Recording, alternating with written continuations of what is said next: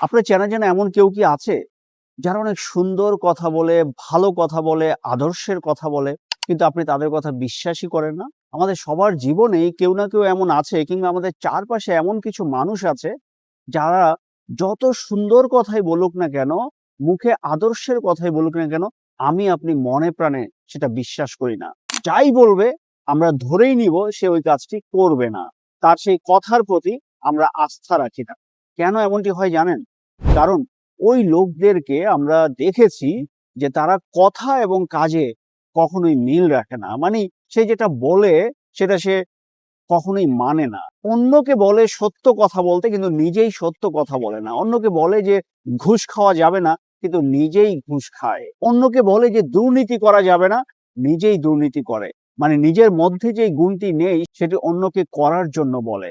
তো এমন আচরণ যাদের মধ্যে আছে আমরা আসলে কখনোই তাদেরকে বিশ্বাস করি না। মানুষের বিশ্বাস অর্জন করার একটা বড় দিক হচ্ছে যে আমার কথা এবং কাজের মধ্যে মিল আছে কিনা। মানে আমি যেটা বলছি সেটা করি কিনা কিংবা যেটা আমি করি সেটাই বলি কিনা। এই সমন্বয়টা, এই consistency না থাকলে আসলে মানুষ আমাদেরকে বিশ্বাস করবে না। সো আমরা যদি এখন থেকে মানুষের আস্থা অর্জন করতে চাই, বিশ্বাস অর্জন করতে চাই, এই জায়গাটিতে আমাদের জোর দিতে হবে। তাহলে এই কাজটি করার জন্য মানে মানুষের আস্থা অর্জনের জন্য আমরা ৩ টি কাজ করতে পারি। ১ম হচ্ছে যে সবসময় কম প্রমিস করে মানে প্রমিস লেস কিন্তু ডেলিভার মোর। মানে কম প্রতিশ্রুতি দিব আমরা।